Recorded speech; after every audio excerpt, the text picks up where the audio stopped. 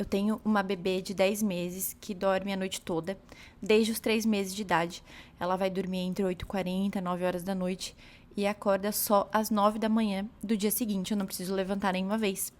E eu vou contar aqui o que eu fiz que me ajudou para que isso acontecesse.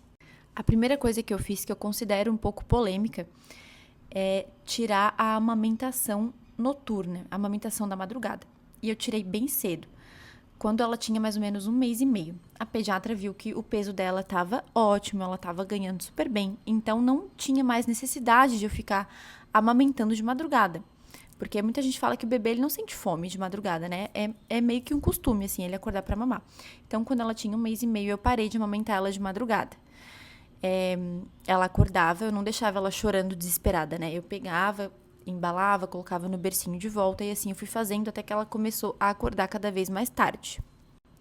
A segunda coisa que eu fiz foi, aos 3 meses, colocar ela para dormir no quarto dela, numa cama montessoriana. A cama montessoriana dela é uma cama tamanho cama de solteiro.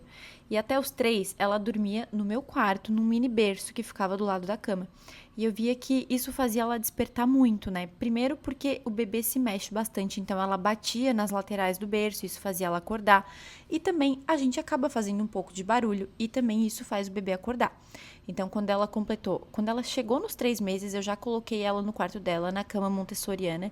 E isso, assim, na primeira noite eu já vi que melhorou o sono dela, porque ela tinha bem mais espaço na cama para se mexer e ela também tinha mais silêncio no quarto dela.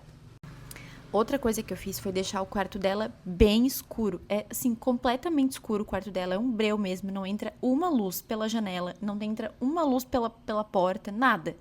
Até a luzinha da babá eletrônica, a luzinha da câmera, eu tapei com fita isolante para realmente ficar bem escuro. Porque se o bebê acorda de madrugada e ele vê algumas luzes, isso também faz ele despertar. E a última coisa que eu fiz é, a minha filha, ela usa bico. Então, eu coloco, na hora que ela vai dormir, 4 bicos espalhados pela cama.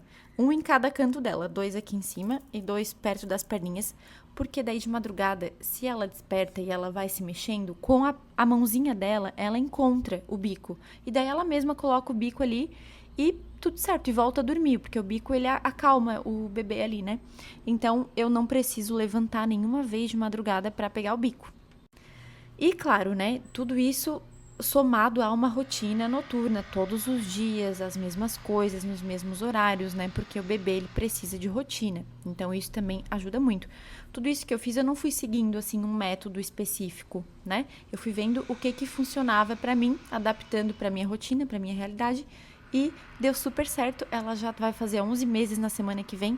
E desde os 3 meses, ela dorme assim, todas as noites.